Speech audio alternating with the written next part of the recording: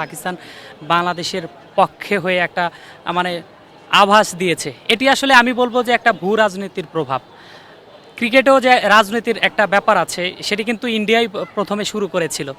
সেই খেলাটা এখন খেলছে পাকিস্তান।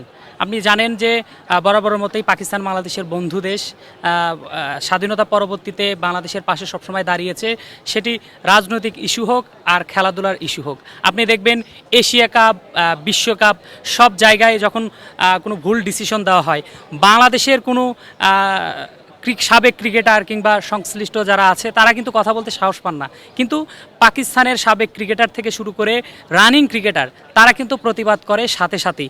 এই যে পাকিস্তান বর্তমান বিশ্বকাপ ইস্যুতে যে কথাটি বলেছে, এটি আসলে বাংলাদেশকে সরাসরি তারা সাপোর্ট করেছে।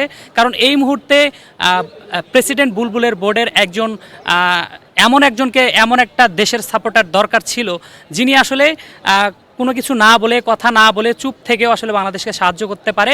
কারণ এই আইসিসি ইভেন্টে অন্যতম ফ্যানবেস যাদের আছে, শক্তি যাদের আছে, যারা ভারতের বিপক্ষে টেক্কা দিতে পারে, তারা হচ্ছে পাকিস্তান। সেই পাকিস্তান একটা আভাস দিয়ে রাখলো যখন আসলে আইসিসির বাংলাদেশের প্রতিনিধি দল আসছে এবং একটা বড় ডিসিশন দিতে যাবে।